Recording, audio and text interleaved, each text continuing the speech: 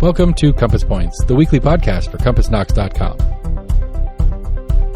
CompassKnox.com is your best source for news and politics in Knoxville and Knox County. Your hosts today are Scott Barker and Jesse Mayshark, the founders of CompassKnox.com. You can find their daily in-depth coverage and subscribe at CompassKnox.com.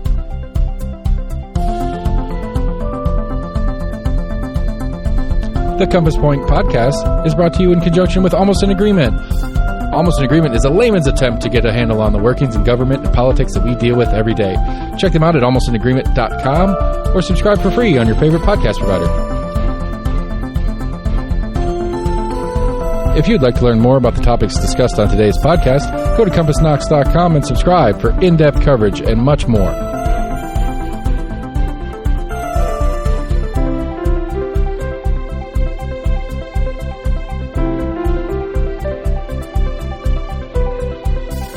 And now, here are your hosts, Scott and Jesse from CompassKnox.com. Hello and welcome again to Compass Points, the weekly podcast where we talk about Knoxville government, politics, news, business, education, whatever gets our attention. I'm Jesse Mayshark, co-founder and co-publisher of Compass, which you can find at CompassKnox.com. Joined, as always, on this rainy March 1st by Scott Barker, co-publisher and co-founder of Compass. How are you doing, Scott? Oh, I'm doing fine. As we were talking right before we came on the air, the plate that I have in my shoulder from breaking it a couple of years ago told me ahead of time we were going to have this weather. Oh, that's pretty handy. Yeah, it's better than I've got a built-in meteorologist. Yeah, is that like a smart plate? Yes, you've got in there. I believe that. I believe so. Yep. Well, it is rainy. It is March, and that means a couple of things. The most immediate one is that we are right around the corner from a primary election, which, of course, we've been talking about for the last couple of months, and we will talk about that more today. Also, some news from the city of Knoxville. They are trying again on their application to get federal funding for the prospective pedestrian bridge across the Tennessee River. Knox County Commission gave the go-ahead to the changes to the growth policy plan, but with a big condition. There's a proposal on the city side for a task force to look at the alternative response model to mental health crises. We'll be talking about that. But right at the beginning, I just wanted to mention some kind of unfortunate news that came this week from the Knox County Sheriff's Office. Knox County Sheriff Tom Spangler, who is in his second term in office, put out an open letter to the community that basically announced that he has been diagnosed with pancreatic cancer. And he says he has a treatment regimen ready to go. He says they caught it relatively early, he thinks, and so he's optimistic about the course of the treatment and the disease, but part of the point of him writing this letter was to let people know that they're not going to be seeing him a lot in the next several months at community events, the kinds of things the sheriff would usually be at. And of course, he also wanted to assure people that he will be working as much as possible, and also that he has, he says, a strong, experienced command staff in place, and the operations of the sheriff's office will not be interfered with.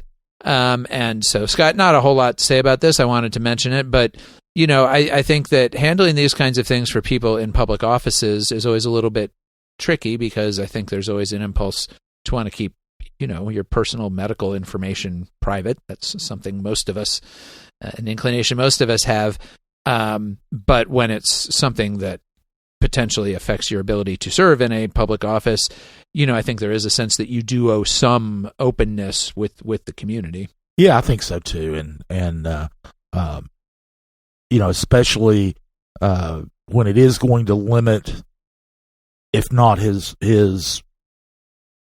day-to-day work at the sheriff's office, it's going to limit his public appearances and community events and things. Like he said, that's part of the job, is to go out and be in the public and talk to people, and if people don't see you, they start asking questions. They're gonna ask. And then the speculation gets really can get really out of hand. So it's it's a very unfortunate occurrence for him, and I hope the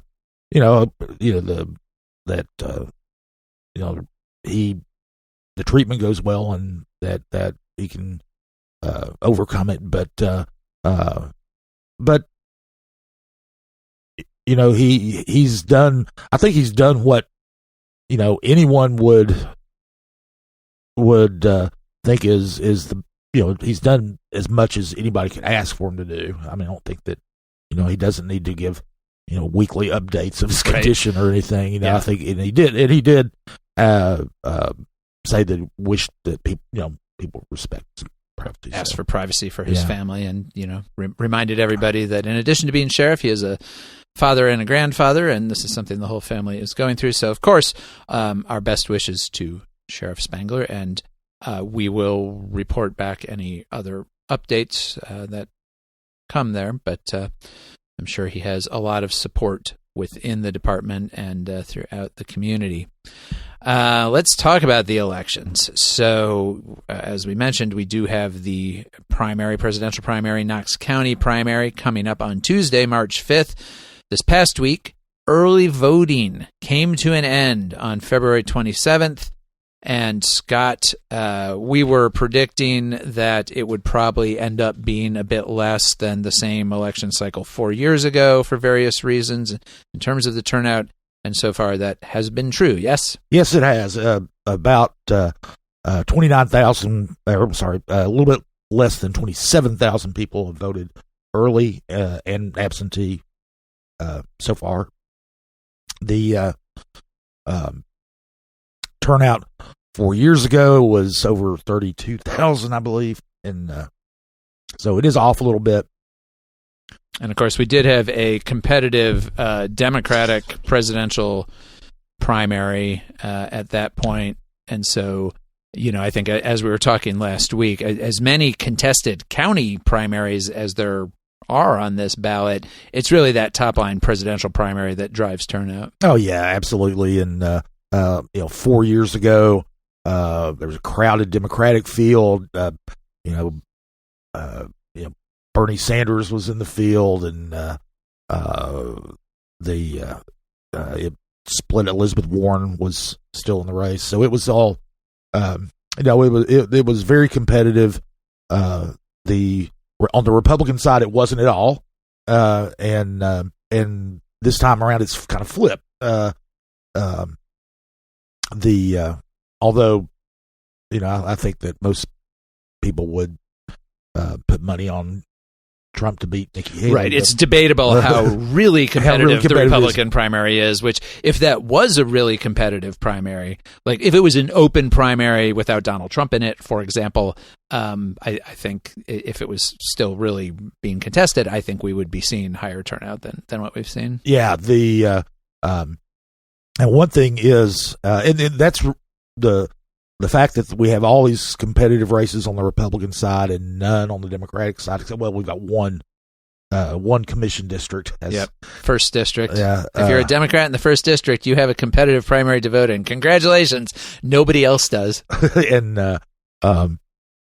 that's reflected in the voting pattern. About 80% of the ballots that have been cast so far have been cast in the Republican primary.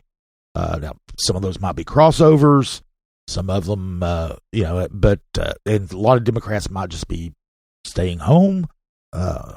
So it's that's kind of an interesting thing. One thing that Chris Davis, the election administrator, said was the biggest problem they've had so far is that on the Republican ballot they've got you vote for delegates as well as the candidates to the convention. And people are voting for more delegates than allowed. You can only vote for, I say only vote for 14, but they're voting for more than that, and that's causing some problems with the election commission. And Davis highly recommends that you go to knoxvotes.org and take a look at the sample ballot. look at it closely, see what you're supposed to vote for, how many you can vote for in the delegates selection vote, and educate yourself before you go to the polls.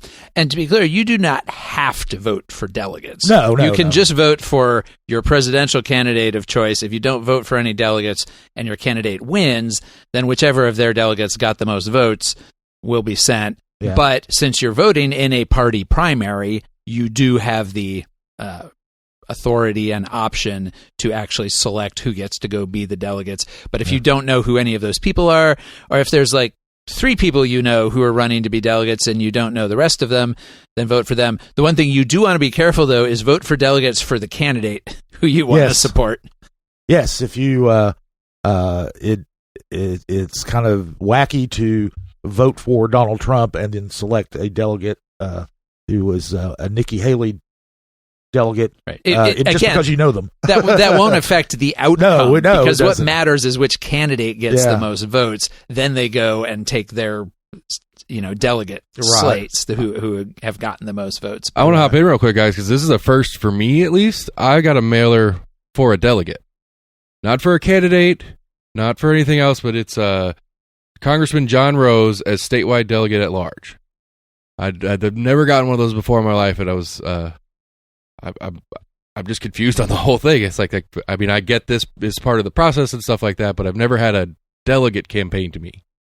Well, and so the at-large delegates are a little bit different, and honestly, I don't understand the party mechanics of the differences of how those various delegates are allocated. But my guess with John Rose would be that this is a product of him having an extremely safe congressional seat, and he's got money to spend.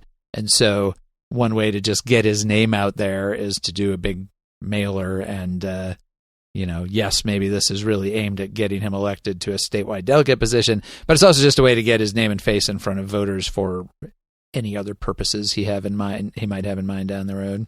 But that's really just a guess. Yeah. I've not received one of those, and I've never received a mailer for a delegate. And in fact, to be quite honest, I only think about delegate voting once every 4 years. I don't, I haven't thought about it since 2020. If I thought about it then. Yeah. So all of that is to say that when you do go to, if you haven't voted yet and you're planning to vote on primary election day on Tuesday, and you're going to vote for delegates, that's probably a good idea. Take a look at that ballot ahead of time. Think about who you want to vote for, because you're going to see a long list of names. Or you can just skip it and let other people choose the delegates. That's also an option for you. Yeah, the polls are going to be open 8 a.m. to 8 p.m. If you're in line at 8 p.m., you will still be able to vote. So if there's a line or whatever. So, but it's 8 a.m. to 8 p.m. Another thing you can do at knoxvotes.org is confirm your polling location, because you have to vote at your precinct's polling location. There are 5 new locations serving 8 precincts in the county. You can find out more information about those and in any of the locations at knoxvotes.org. And I wanted to talk about one. So we've sort of been talking about the different competitive local primaries through the last couple of months. And we just finally finished up this week profiling all those competitive primaries, because there are a lot of them. And again, they are almost all but one on the Republican side. And so one we ran this week that we haven't talked about yet that I just wanted to mention is the 9th District County Commission Republican primary between Andy Fox and Barry Neal. And there is a Democrat in this race as well, Matthew Park, and there is also an independent candidate, Stacey Smith. So whoever wins the Republican primary will go on to the general election against those 2 other candidates in August. But this race, Scott, is pretty interesting because I think it, and we've seen this in some other races too, but this one is maybe the clearest distillation of it. 2 very different kinds of modern Republican candidates who took two pretty different paths to get to the primary and have somewhat different ideas about the role of county commission. And so Barry Neal, who's running, is what I would say the traditional candidate. Yeah. He is running for county commission. He has lived in South Knoxville basically all his life. Was born at the old Baptist Hospital. Grew up in Colonial Village. Now lives in South Haven. Has long been involved with his neighborhood association there, the South Haven Neighborhood Association, which is very active, and has been involved in Kiwanis Club. He's been appointed. He's served on appointed county boards like the Charter Review Committee a few years ago. He works for the University of Tennessee in their event planning office, and he's been there for 34 years, kind of getting close to retirement there. And he has been endorsed by Carson Daly, the incumbent commissioner in the 9th District, who's not running because he served 2 terms, so he's term limited. And Daly is another. Daly kind of came up through the same ranks in a way that Neal did in terms of serving with his neighborhood association, being very focused on quality of life issues there in the 9th District. And the 9th District covers all of South Knoxville, South Knox County, everything south of the river, down to the Sevier and Blount County lines, and also kind of wraps around to the east across French Broad River for a little ways. But it's mostly like we think of it as the South Knox County district, and that includes all of the city areas in South Knoxville closer to the river, which are both racially and especially economically diverse areas, and you've got a real mixture of old, modest city neighborhoods, more affluent city neighborhoods, and then as the district spreads out past city limits, you get into sort of suburban developing areas with new subdivisions going in along John Sevier Highway and those kinds of places, and then still farther out from that, still quite rural. And so in a lot of ways, this district, I think, is one of the most diverse districts in the county in terms of just the different types of areas and resident populations that it takes in. The areas within city limits tend to vote pretty Democratic and have been trending more Democratic in recent elections. The areas outside city limits, where a larger percentage of the population of the district lives, tend to vote more Republican, and so that's why the district overall is relatively Republican. It has been represented by Republicans on county commission for as long as I know, certainly a long time. But it is interesting. The most recent district race we had there was 2 years ago, the 9th District School Board race between Republican Christy Christie, who was the incumbent, and Democrat Annabelle Henley, was actually quite close. It was about, I think, 4 percentage point margin, 52 to 48, and only about 260 votes. So that suggested that maybe some of those changes we've talked about and the growth that has happened within city limits as well, like right around along the riverfront, could potentially be sort of shifting the tenor of that district a little bit. Hard to say. We'll know more after this year's elections. But Barry Neal is very much the kind of candidate who we're used to seeing in these races, these county commission district races. Andy Fox, who's an attorney, is a much more ideological candidate. He's a real kind of conservative firebrand. I first became familiar with him because of his advocacy on Second Amendment issues. If you are a reporter in Knoxville writing about gun rights and you want to talk to a very well-informed advocate for gun rights, Andy Fox is a good person to talk to because he knows the history, he knows the law, and he has a very aggressive interpretation of the Second Amendment. To put it lightly, He serves on the advisory board of the Tennessee Firearms Association, which is they call themselves the No Compromise gun rights group. They think the NRA is too soft and squishy. So that gives you some sense of where he's coming from on that issue. He's also quite culturally conservative. He has done volunteer work for the Alliance Defending Freedom, which is the biggest legal organization in the country, pushing on a bunch of cultural conservative issues, but especially pushing against LGBTQ rights of any kind. They were opposed to gay marriage. They're opposed to anything to do with transgender youth, transgender people in general.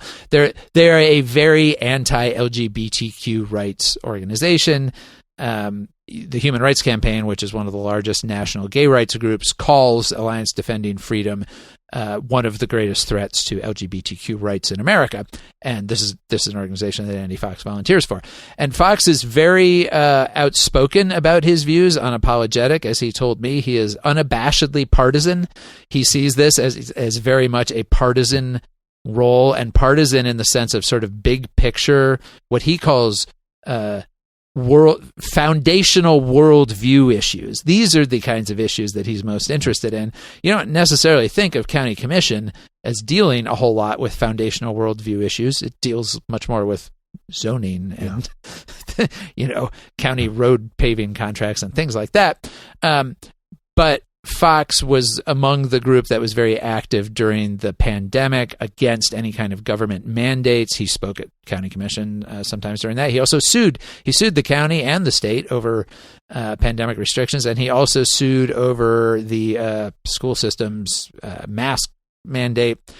He's been involved in a lot of litigation, again, which he sees as, he's a political activist, and he's not at all shy about telling you he's a political activist, and that's how he kind of sees the role of a county commissioner, even on issues like growth. Like he said that in door knocking, he does hear from people who live in the 9th District that their concerns about growth and infrastructure are kind of the biggest things on their mind, and he shares those in terms of wanting to balance growth and with infrastructure and make sure that existing residents are protected. But even that he sees in this bigger picture. He said he did some research and found that places that are more densely populated vote more liberal, basically, which is true, and that's something you can see across the map of the country. There's a lot of different reasons for that. It's a complex set of factors.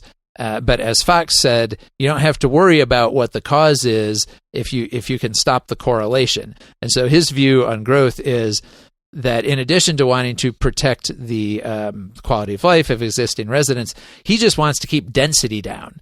He kind of basically feels like if you can just keep density from getting to a certain level, you don't have to worry about South Knox County becoming too liberal, which is his biggest concern. Because if you get too liberal, then you start electing liberal candidates, and as he said, next thing you know, you have a George Soros supported prosecutor who's letting all the criminals off the hook.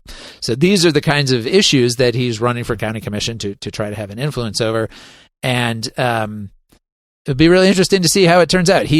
Fox has raised actually the most money through January 15th. He'd raised more than anybody else in the race, a lot of that coming from other people who are also active in that anti-mandate movement. And he's also working with Eric Wyatter, local conservative consultant who we've talked about here before, who had some success in the last round of county elections. And so, this is a little bit, we've had a few of these in recent years, but another test of sort of the strength of kind of the county Republican establishment and more, more traditional Republican voters, and some of the kinds of strains and strands of the party that have really gotten activated during the Trump years and then through the pandemic. And I've talked to some Republicans in South Knox County, all of whom, of course, have their own views on how they want things to go, but they don't really know how it's going to go. It's going to be an interesting election. Yeah, it does. For people who maybe Democrats who look at Republicans just as one, cohesive group, it really shows that no, there's a lot of infighting in the Republican Party, and it does give people in South Knox County an obvious choice of what direction they want. They would like to see the local government go and local Republicans in government go. So, I've talked to people in South Knoxville too. Nobody knows which way the wind's going to blow down there yet. Especially with low turnout, it all depends on who actually gets people out to vote. I think one thing that's interesting is that depending on who wins that Republican primary, the general election in that district is going to look very different. Because if this ends up being Andy Fox running as the Republican, I think you would see a couple of things. You would see Matthew Park, who's the Democrat, running down there, probably looking to make some inroads into moderate Republican voters who aren't comfortable with somebody as fiery and confrontational as Fox. I think you would also see the independent candidate, who really has not been vocal or visible at all in the race so far, perhaps be a place where some people might look. I think if Barry Neal wins, it'll be a more normal South Knox County election, probably mostly focused on talking about local issues. If Fox is in the race, I would expect to hear a lot about national issues, not just from him.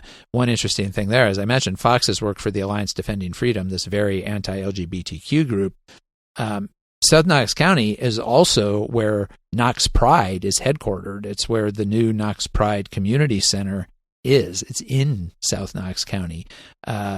Sevier Avenue has become a very sort of gay-friendly, LGBTQ-friendly stretch, I guess, of the city, with a lot of the new businesses down there being very queer-friendly, having drag shows and things like that. Also, Sono Pride, a separate LGBTQ group apart from Knox Pride, has its own Sono Pride Festival. So South Knoxville is the only part of the city that has its own regionally specific gay pride festival every year. So it's a district with a lot of LGBTQ activity, and Matthew Park is gay.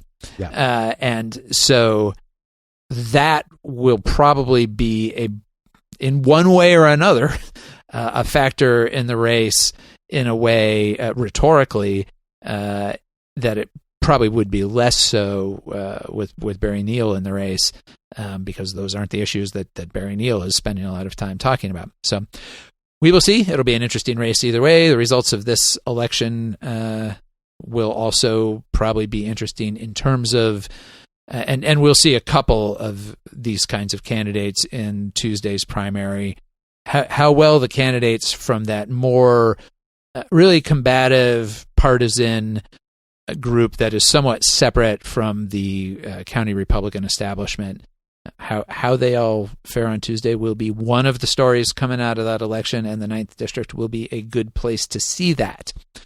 Okay, enough about elections for now. We're going to have way more election talk next week.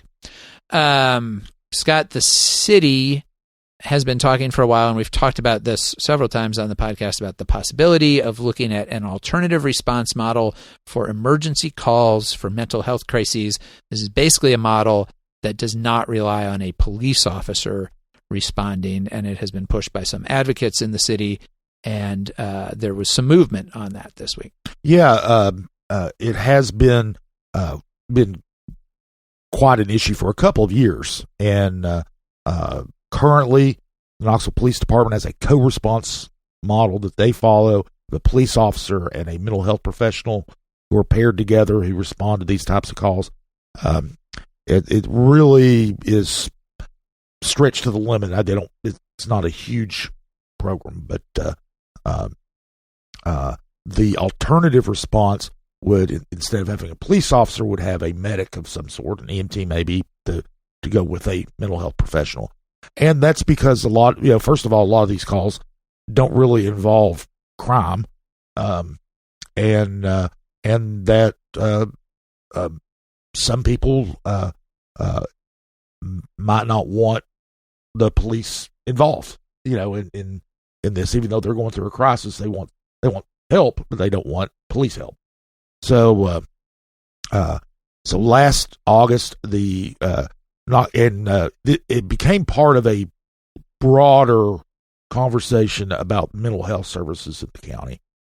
And last August, County Commission and City Council both approved a resolution, and part of it dealt with alternative response. They said they would form a task force to look at such a program. And then this week, the mayors, Mayor Kincannon in the city and Glenn Jacobs of the county, announced that we'll be forming a task force. They're going to get the United Way to facilitate it. They don't want it.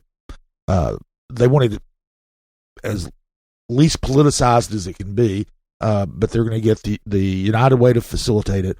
Each entity will provide $50,000 for their work, and that's going to be going toward things like getting consultants and looking at this, because they really want a data-driven study of best practices, because these programs there are programs like this all over the country. The task force is going to be made up of each of the mayors will have a representative on the task force. There'll be a law enforcement representative, a 911 center rep, someone from the McNabb Center, Knoxville Heart, which is an advocacy group that has been pushing for an alternative response model. The health department, CAC, the University of Tennessee's Municipal Technical Advisory Service, and so all those stakeholders will be taking a look at this.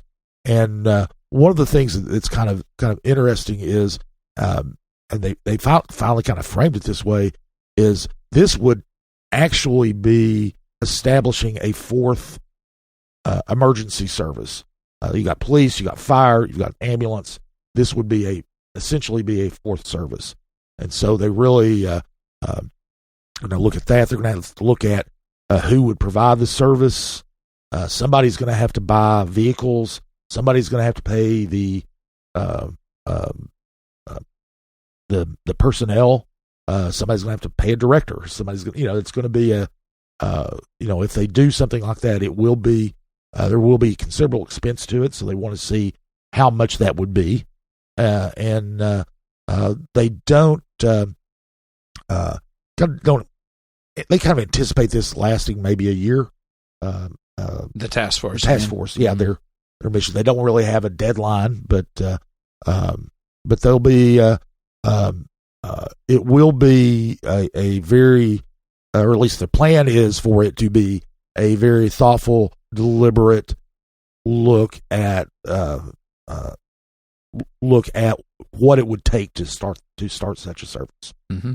And the conception is that this would be provided by some outside contractor, right? This is not probably going to be a city or county office with city and county employees in it. Yeah, that's the now that could change with this task force. I mean, I'm presuming that a lot of this is on the table, but I think most people would think that it would be like the ambulance contract is with the county, where you've got an outside contractor who provides the service.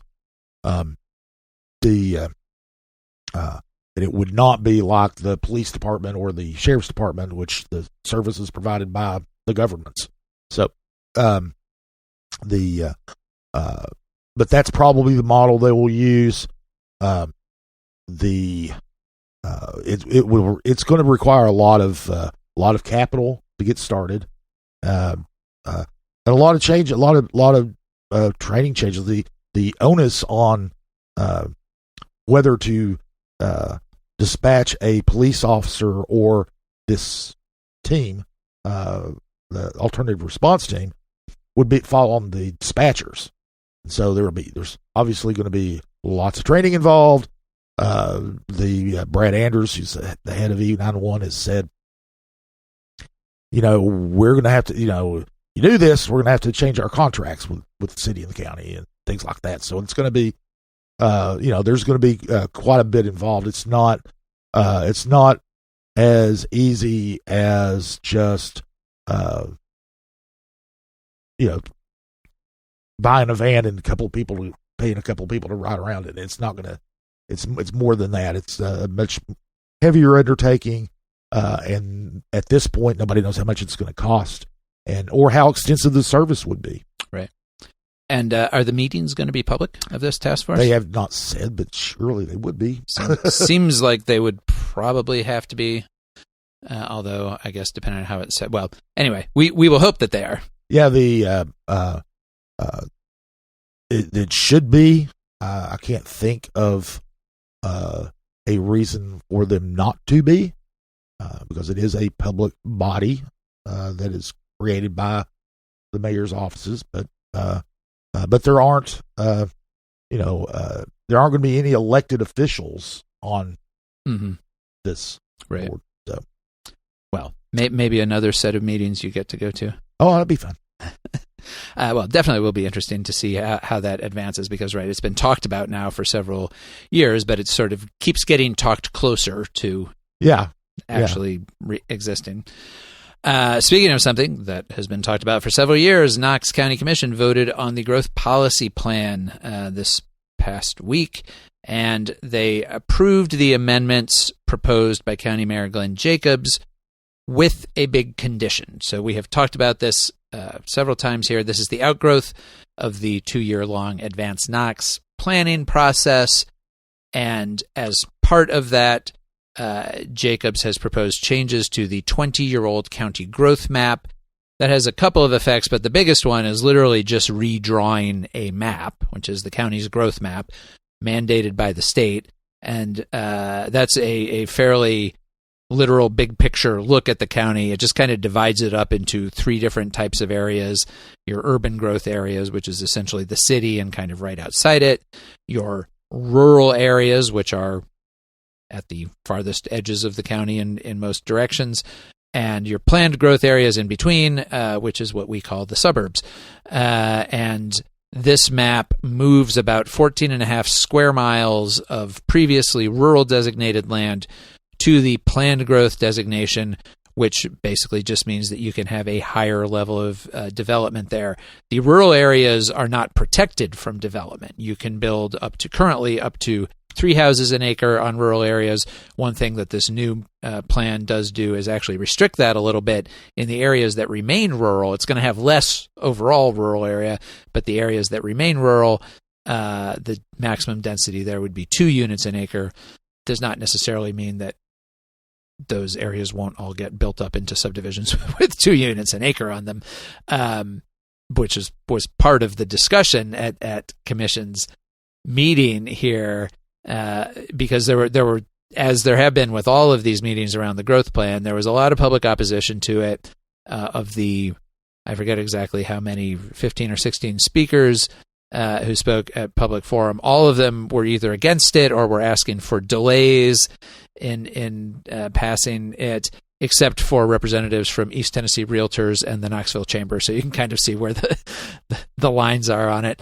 But what Commission ultimately did, and they passed this unanimously, and I think different commissioners probably have different levels of concern or comfort with the plan, but they said, yes, we will approve this, but it can only take effect once we also have a comprehensive land use plan to go along with it. So that's the other part of this that the county's been working on sort of hand in hand, which is basically providing more details. The growth policy plan, like we said, is very high level and again is mostly just a map. The comprehensive land use plan puts some more details into that, going into those various designated areas and identifying it. It has its own map called a future land use map, or the FLUME, that as they were referring to it in the meeting, and you can see all of this online, and you can also find links to all of this in our coverage of it. But that map more specifically says, okay, right here is where we can anticipate maybe mixed use development, and here is where we can anticipate a sort of town center type development. It gets more into those levels, and it also sets more specific expectations for different types of development. And so the people who have concerns about what kinds of growth might go into those previously rural areas or into the areas that are staying rural, they say, we really want to see what's in this comprehensive land use plan before this growth map just opens up all these new areas for exploitation, essentially for development. and that passed unanimously, and that comprehensive land use plan is also moving rather quickly. That is going to be coming to Planning Commission this week, which we'll talk about toward the end of the episode today. But basically, this is not a long delay in the growth plan taking effect. The idea is to have this comprehensive land use plan through Planning Commission this month, and then through County Commission by either this month or next month, so that everything can be done by May, essentially. And I think that what you're going to see is a lot of the people, the organizations, community groups, and so forth that have raised concerns about the growth policy plan are now going to very strongly shift their attention to that comprehensive land use plan, and we're going to hear a lot of the same debates play out there that we've heard with the growth policy plan. But that is the timeline. Now, the growth policy plan also needs to be approved by City Council and by the Farragut Board of Mayor and Aldermen. Both of those votes are also expected, and I believe County Commission is City Council will be taking that up in the coming week, and then Farragut Board at the end of the month. Once they sign off on that top-level growth policy plan, that's the only involvement that either the city or Farragut has. The discussion around the comprehensive land use plan, all of that is under the purview of County Commission. But so, this is moving. It looks like Jacobs is going to be able to accomplish most of what he set out to accomplish with this whole planning process in terms of updating the county's plans. But there are still some probably boisterous and probably long public meetings to go with more discussion of all of this in the next couple of months. And Scott, there is another long gestating plan. We're full up with long gestating plans here that the city is trying to make some headway with once again, and that is the pedestrian bridge across the Tennessee River. And so there was, of course, last year they had put in an application for federal funding for that, which was denied, and they're not discouraged. They're being scrappy, and they're coming back. They're taking another whack at it. Yeah, the second bite of the apple. So they're applying for, this is a what's called a RAISE grant through the U.S. Department of Transportation. It's basically a pool of $1.5 billion that they distribute to local governments for infrastructure projects. It's a competitive grant. Cities and counties all over the country apply for them for various things. But it would be one part of the funding for this. Last year, the funding wasn't quite concrete when they applied, and the city officials think that this is a stronger application. One thing that it does is they're about 35% through the design of the bridge, and they have, through that design work, they've reduced the cost. It was originally estimated to be $70 million. Now the estimate is about $60 million. So significant savings. Part of that is coming through the use of some technology that is one is what they call network cable technology. I'm not an engineer. It's very difficult to figure out exactly what that entails for me, but in a way that I could translate to the listeners. But one thing it does is it reduces the amount of steel that needs to be used, therefore the cost involved. And they're using a special type of weathering steel that doesn't need to be painted, so maintenance is going to be, and it doesn't corrode easily, so there's going to be no need to paint the bridge. That lowers maintenance costs, future, all kinds of stuff like that. So that got the cost estimate down, and the state has already appropriated $20 million for the project. the RAISE grant, if it is approved, would provide $25 million,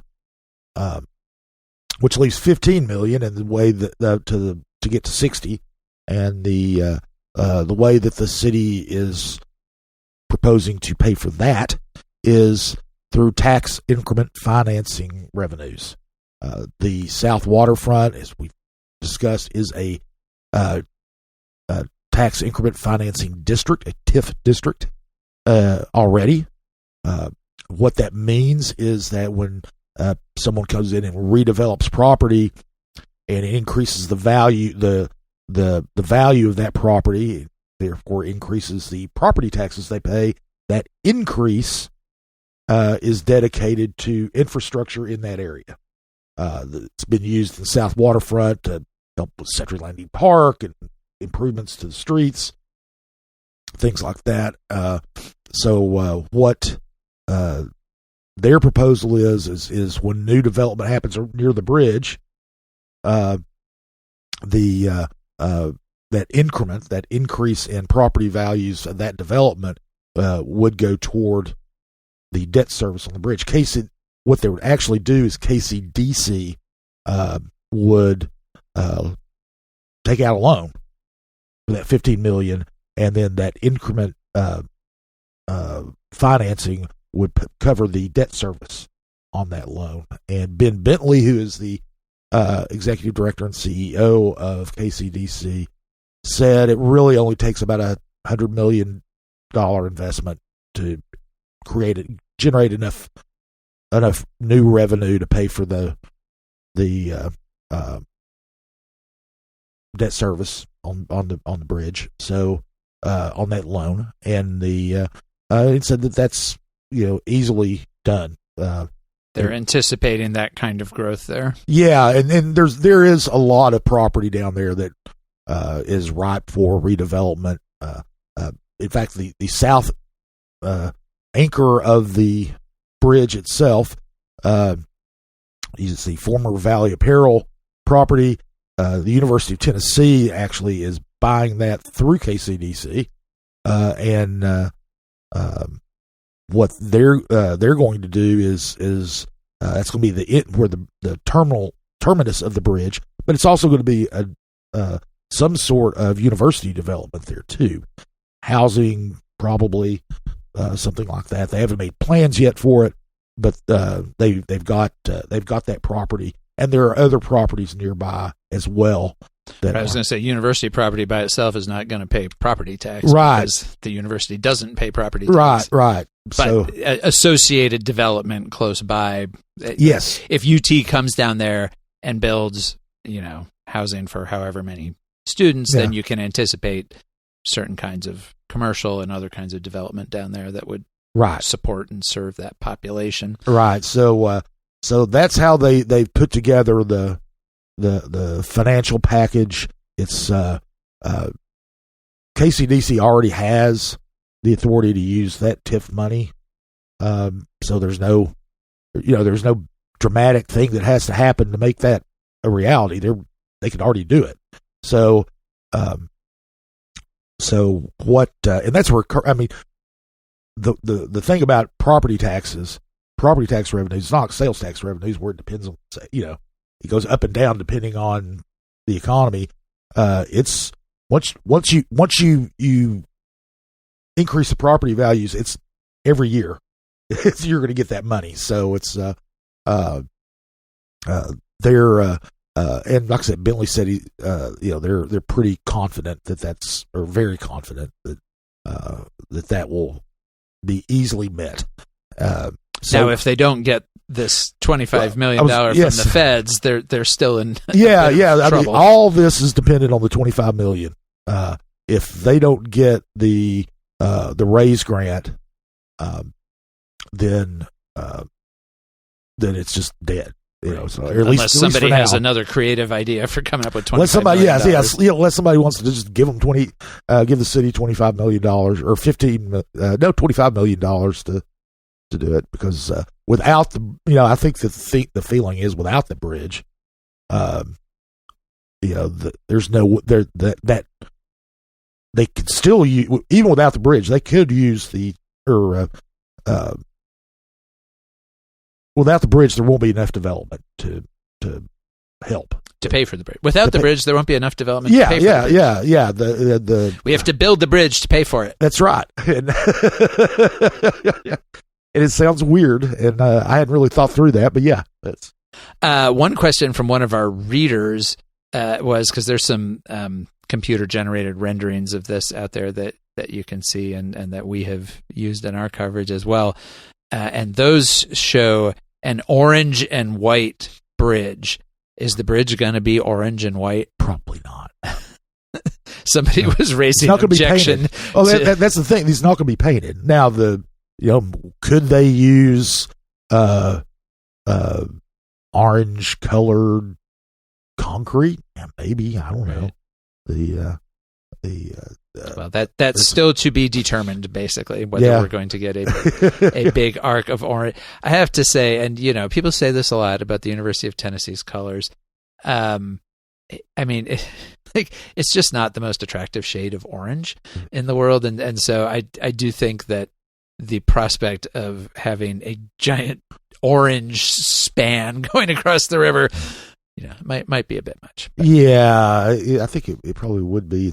Like with Thompson Bowling Arena, which is where the north end of the bridge would come in, right where the pavilion between or concourse between Pratt Pavilion and Thompson Bowling Arena.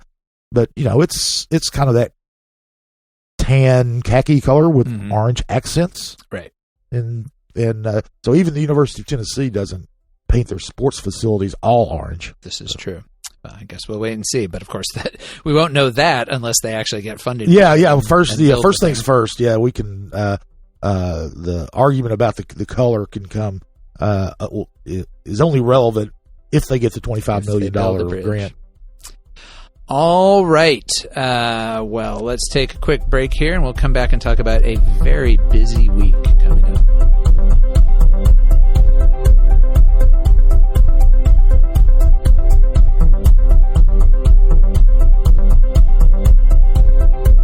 Okay, it is going to be a busy week this coming week. So if you're a Compass subscriber, just bear with us because we're going to cover all of these things and tell you as much about them as we can. Of course, as we mentioned, first of all, there is the primary election on Tuesday, March 5th.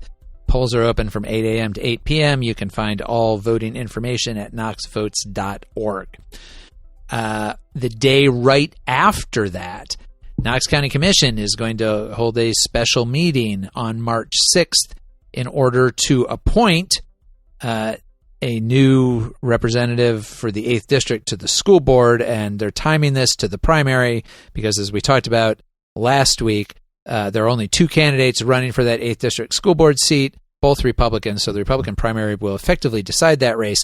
The seat is currently vacant because incumbent Mike McMillan passed away just last month, and so what County Commission is going to do is appoint the winner of the primary to sit on the school board. And the reason they're doing that the day after is that the school board is also having meetings this week. So the school board will have its monthly work session on Monday, and that will be just with the 8 current members of the board at 5 p.m. in the Summer Place boardroom. And one of the interesting things that's going to happen there is they're going to get an update on how the school system is using and tracking certain kinds of data, especially around disciplinary data by race, which has been a little bit of a hot topic on the school board. So they're going to talk about that at the work session.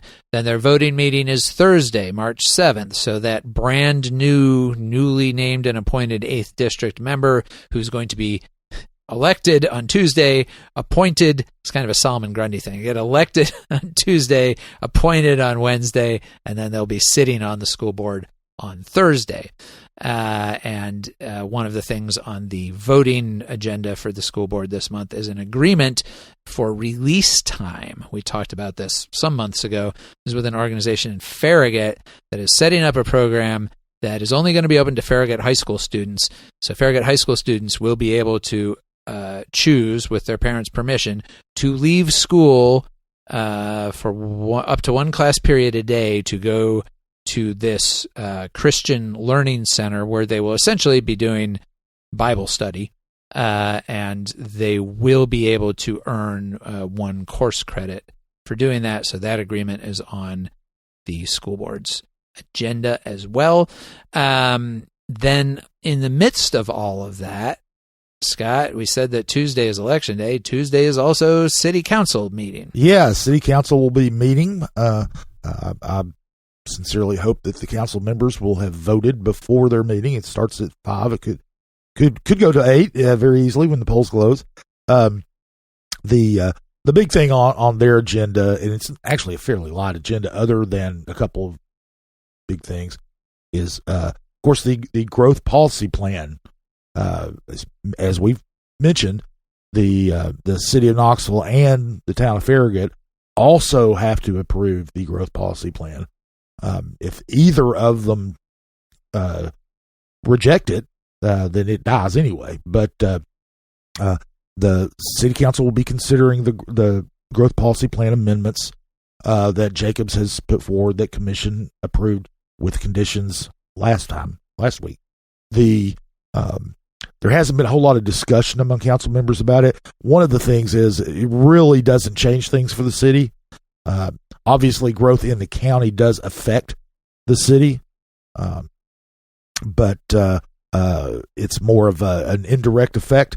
There's no real change to, basically the city can't grow anyways geographically because you can't do annexations the way you used to. So I would anticipate that it'll probably pass fairly easily, but you never know. Well, it'll be interesting to see if they, follow suit with commission and also make it contingent in the same way that commission has. Yeah, they could. In a way, it doesn't matter because, as you say, all 3 entities have to vote for it. So commission, having made its approval conditional, controls that anyway. So city council presumably wouldn't have to. No, they wouldn't have to because if for some reason the county the comprehensive land use plan doesn't pass, then it doesn't matter how the city votes. Right. So anyway, but the city's going to vote on it. They also have a kind of an interesting thing, the sanitary laundry building, which is a historic dry cleaning business, or been closed for 40 years, but or 30 years. But it's a historic building on Broadway near the intersection with Central Street. It has been the city obtained it through tax sale. Nobody bought it at a tax sale, so the city took ownership of it. 2016, I believe. That did environmental remediation. Right, it was a brownfield site because of all of the cleaning solvents and everything that were used over the years. Yeah, dry cleaning was a very, very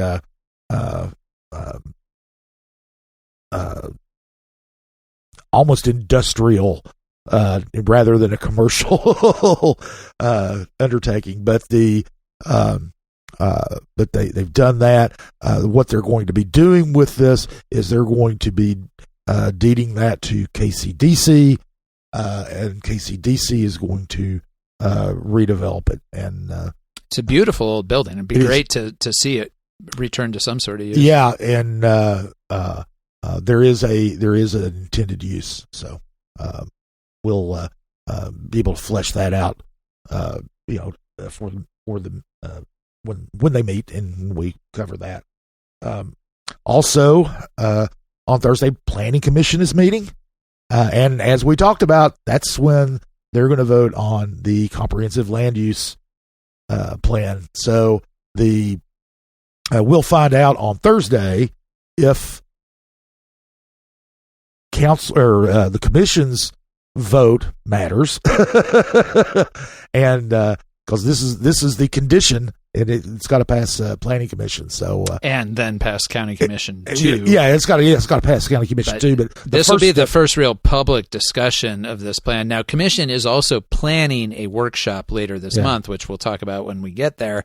But this is the first opportunity, And so I think you are going to see, some of the folks who have been coming out to the growth policy plan meetings, I'm sure will be out at this one with some things that they would probably like to see added or changed in the plan. I'm sure it will be a long and a robust discussion on Thursday. Meanwhile, between the election and planning commission, on Wednesday and Thursday, the city administration, the Kincannon administration, is holding its budget hearings. It's nothing gets decided. Basically, what it is the various department heads in the city come to the administration and basically tell them what they would like to see in the budget for next year. So it's kind of a day long, 2 days, day long each day.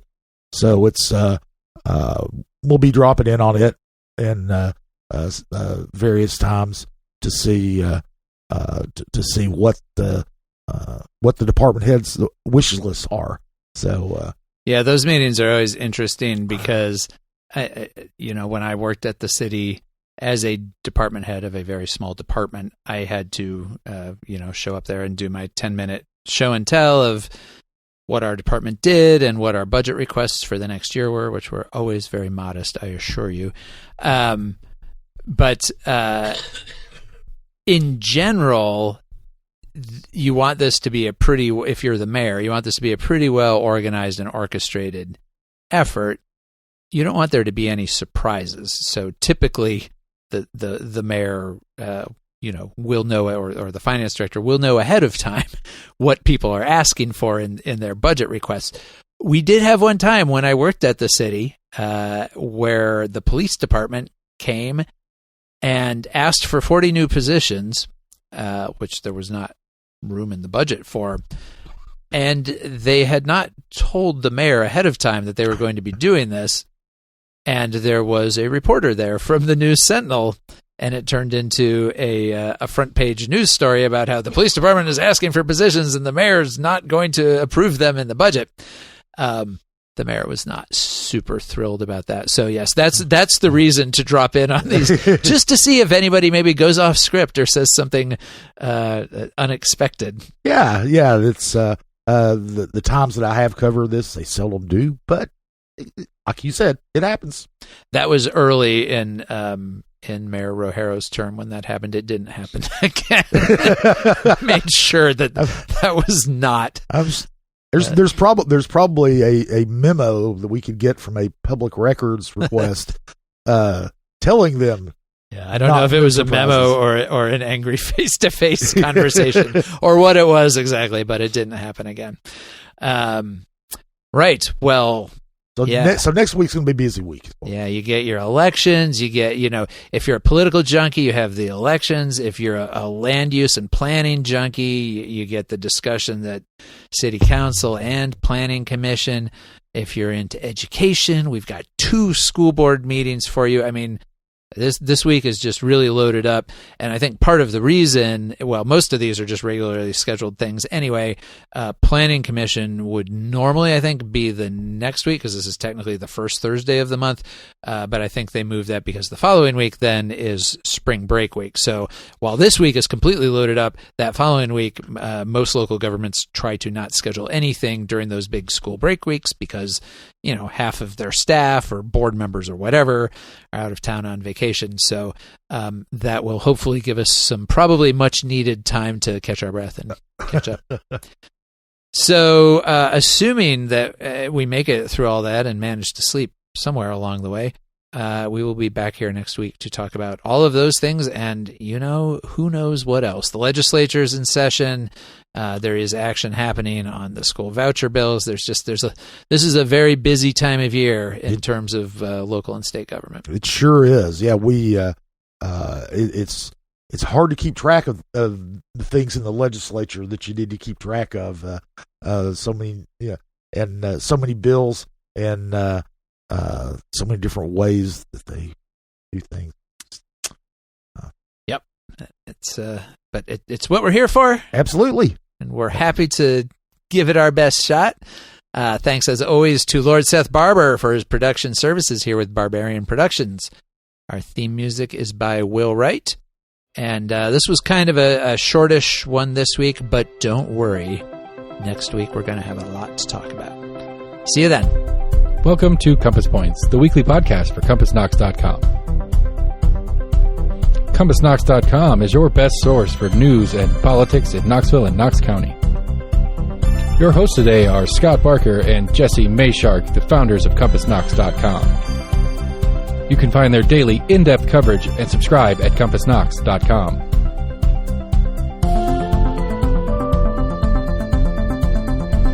The Compass Point podcast is brought to you in conjunction with Almost an Agreement. Almost an Agreement is a layman's attempt to get a handle on the workings in government and politics that we deal with every day. Check them out at almostanagreement.com or subscribe for free on your favorite podcast provider. If you'd like to learn more about the topics discussed on today's podcast, go to CompassKnox.com and subscribe for in-depth coverage and much more. And many thanks to William Wright for composing our theme song.